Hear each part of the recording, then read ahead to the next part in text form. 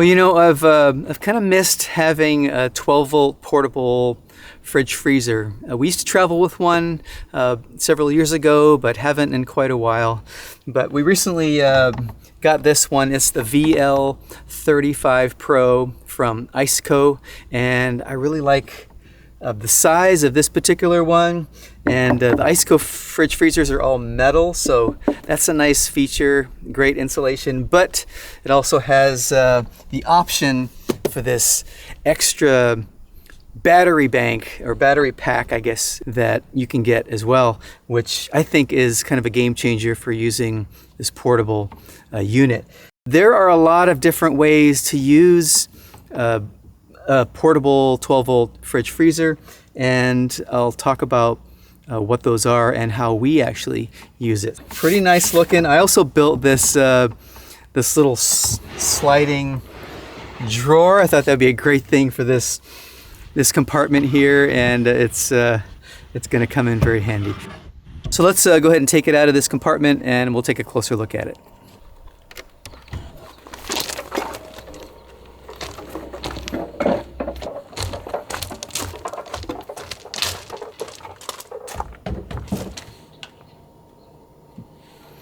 Can you hear that?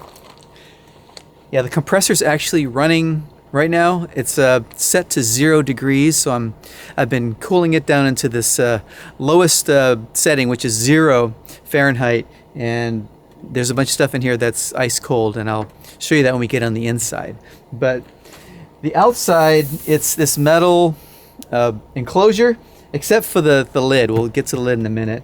But it's really quiet, and it really isn't a bother to have around because it hardly makes any noise, even when the compressor's running. But it does cycle on and off just like any other fridge freezer unit. So it looks nice. It's black. I like the look of it, and because it's metal, it really makes it handy to use this ICECO power bank, because it is magnetic on the back, and I can stick it right to the fridge here, and I'll show you how I use this. But if this had been aluminum or plastic, this wouldn't be an option. This is a great size for us. I wasn't looking for something really big, so if you were in a van or this was your primary refrigerator, freezer unit, you'd probably go for something a bit larger, and you probably mount it underneath your bed, or you know, build it into your rig. But for us, I wasn't looking for something that big. This is a 37 quart capacity, I believe, and it's just enough to keep a bunch of stuff for several days, or you know, use it as a secondary freezer or refrigerator. And there's another way that we use it, which is to take it in the car when we're going on day trips and things like that, and we can just keep a bunch of stuff in here frozen or refrigerated and just have it handy for when we need to grab some food or drinks or whatever. And another really useful application for this is when we have it in the car, is when you're going on long grocery runs, so you have to drive into town and you're going to do some other shopping, but you get some cold goods or things that are frozen that you need to keep frozen. You can just throw this in the back and throw those things inside, and it's just going to keep everything frozen until you get back to your RV or home, however you are using it. But yeah, very handy to use it that way as well, which is really good for this size because it's more portable, I think. You know, I can easily pick it up and move it in and out of the RV, or you know, from the car to somewhere else, and it's not too bulky and it's not too small, because there are some smaller ones that have less capacity and are very compact and easy to tote around if you're going up for a quick you know, camping trip or something like that. But this has worked out good for us. Now, if we look at the side here, which I guess you could say is the front, but depends on how you have it set up. But here's our primary controls, which are very similar to other portable 12-volt fridges. Let's go through some of these basic functions. But we have our temperature control here, and you can see right now it's sitting at 0 degrees. I have it set to the lowest setting. The range on this one is 0 to 50 degrees Fahrenheit. So if you're setting it to be a freezer, you would basically set it down low, below freezing, probably close to like between 10 and 0 degrees. I know our freezer in our house is set to 0 degrees and it keeps things nice and cold. And if you want to use it as a fridge, you're going to set it somewhere between probably 32 to 35 to 40 degrees. A couple of operating modes here that are going to conserve your battery, which is this maximum mode. So if you're cooling it down and you want it to cool down really fast and you have it plugged in, I would set it to this max by just holding down this button here, and it switches it there, and it's going to just run the compressor a little harder to cool it down faster. The eco mode here is going to just conserve a little bit more energy. You'll probably see some fluctuation in the temperature as it does that, but it's going to basically not spin up the compressor as much. And on this side we've got some battery settings. Essentially this is for if you're plugging it into a 12 volt power source like your car or vehicle or some battery bank, and you don't want it to drain the battery, you can set it to one of these 3 settings. And they got little bars on it. Right now I have it set to the lowest setting, which is basically saying I don't mind if it draws the voltage down low, because I'm probably going to be plugged into the RV. Now if you're plugging it into your vehicle, you might want to set this up in the middle range or in the upper range. You just kind of press and hold this to change it. But yeah, you can set it up depending upon how you are using it. Now on the bottom here we've got our power inputs and outputs. This is our DC input. So it comes with a cord that you can plug in here and plug it into a standard cigarette lighter style 12 volt receptacle. And you can also plug it into an AC outlet using this kind of computer looking plug here. And on this end here, there's some USB ports if you wanted to connect anything to it, like I don't know, cell phone or a charger or laptop or something like that. Now the compressor is also located on this side, so we've got our vents here, 2 here, and then 1 on either side. The ones on the side are a bit larger, but yeah, you can. This is where you'll probably hear the compressor running if you really get up close. But yeah, again, it's really quiet. Really nice feature that I like about this model is that it has a DC plug here on the back. So if you have it mounted, you pushed it in somewhere and you don't want that cord showing, you can plug it in on the back. So this is where I actually have it set up, and this is also where I attach that power bank and that battery here on this side, and I'll show you why. But before I do that, let's take a look inside. Now one of the unique features about this unit is the lid. Now the lid is not metal, it's plastic. It's got this kind of rubber thing with the ICECO logo on it. But what's cool about it is you can open it from this side, and we've got a light here that comes on, and we can also open it from this side. Or we can just take the whole thing off and just also pop it back on. So it's a really nice design here on the lid, which gives you lots of mounting possibilities. So if you want to mount it on its side and it's only going to be open this way, then you can open it that way. But if you wanted to push it in this way inside a compartment, and depending upon how you want the controls and stuff to be oriented, you might want it to be open this way. So very, very cool, versatile lid on this one.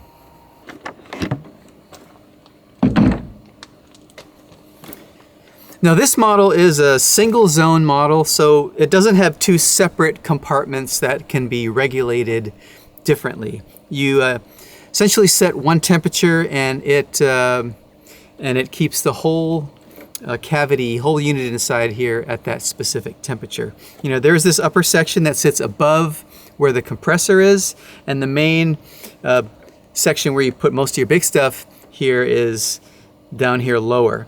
Now it does have a basket that helps you organize some things, and I think the newer version actually has a different basket setup. I think they have two baskets, but you might have one that goes across the top. And I liked the single zone option better personally. That's what I've always used, because I think I have more versatility on how I load it up. You know, if you take out the basket, you can really put a lot of stuff in here, you know, lay it over the top, and you could even create different zones in here that vary the temperature just a little bit by adding some cardboard or say some Reflectix in here. And I've actually done that with this section here. Say I've set it up as a freezer, and then maybe for a day or so I want to keep some things up here, a few drinks, but I don't want them frozen. I just put some Reflectix here, create this little isolated area, and it keeps this area maybe about 10 degrees warmer. So it really depends on how you have the temperature set. Now it's starting to warm up because I have the lid off, but I like to also keep a temperature gauge in here. These are very inexpensive. You can just kind of drop one in here, maybe drop one in the upper section, and you can monitor your temperature, just kind of validate, where the cold spots are, and that's probably where you want to keep your really frozen stuff. And if you keep the really hard frozen stuff here at the bottom, and you can just kind of work your way up, and the slightly warmer things will be on the top. But it also has I take this out, hope my ice cream doesn't get warm.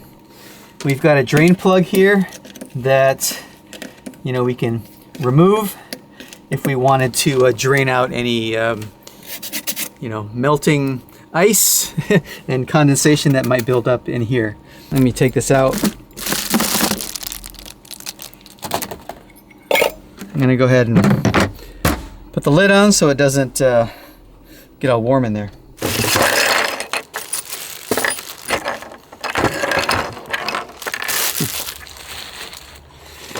Now, in addition to the power cord, we have our AC power cord and our DC 12 volt power cord that I'm currently using right now. I'll show you that when we get into that. But we also get all this extra stuff, which are basically spare parts. So we've got an extra handle for some reason, in case your handle wears out. And these corner pieces, there's 4 of them, in case, I guess if you move it around a lot, these can get banged up, possibly crack, so you could replace them easily. Got a lot of replacement corners, and we've got our extra little drain plug. That's definitely something you don't want to lose, and it's probably something that maybe is commonly misplaced. But yeah, you got an extra one here, and a couple extra screws. These aren't standard screws. They have a little kind of a Torx, kind of that star pattern inside, and give you a little tool as well to replace those screws if you need to. So really nice that they gave you all of this extra stuff so you don't have to contact them when something breaks or needs to be replaced.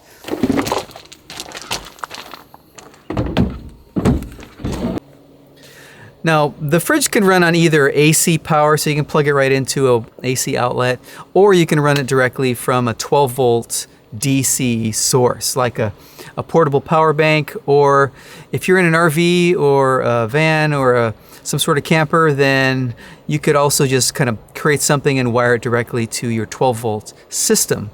And I recommend doing that, which is what I do. So I think you're going to get more out of your battery bank, or just run more efficiently if you just power it from DC power only, which brings me to this guy here, which is a really, really nice accessory to get to go with this. It doesn't come with the fridge, it's a separate item, but it's a small portable battery pack.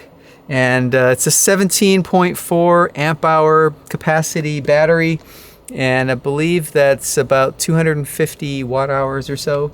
But it has a standard kind of 12 volt socket here that you can plug in the DC 12 volt cord to, and if it's charged up, it'll power this this fridge. And the reason that's exciting is because you can take this more places. It's more portable, and you can just power it from this guy here. And you don't need to have a big old heavy battery bank with you, or constantly have it plugged into your car and worry about, you know, your car battery situation there. So this is a really nice add-on, and what's even better, it's magnetic. So it sticks to this metal case on the outside of this fridge. So really nice. What I found is that it works better here on the back because it has this little spot here to rest on, and I keep it like that. What I've found is that putting it on the side here, it doesn't have as much of a grab, and it tends to drop. Say if you're driving and it, you know, may slip down. In some cases it might fall off. But having it here, I think it's pretty secure. It doesn't move at all. It's pretty solid. The question you probably have is, how long can this battery pack power the fridge? And that's really going to depend on two things. The first thing is, what do you have the temperature set to on the fridge? Is it 0 or freezing to be a freezer, or are you just using it as a refrigerator? And the second consideration is what's the ambient temperature outside? Because if it's hotter outside, then it's going to consume more energy to try to maintain a colder temperature. So I've done a few tests, primarily at the 0 degree mark. So it's like worst case, maintaining 0 degrees Fahrenheit. Now on eco mode, I found that I could keep it running for about 8 hours on eco mode. Now it's going to fluctuate a little bit more. So from 0, it might go up to like 4 or 5 and then back down. And it was able to kind of keep it going till about 8 hours, and then it finally just died. I wanted to also kind of find out what it would take from this battery if I had it on max mode. You know, what's the difference? And set to max mode, with about 70 degrees ambient temperature, it was about 4 to 6 hours. So quite a big difference having it on max mode. It just ran the compressor more often. But on max mode, it keeps it nice and cold more consistently.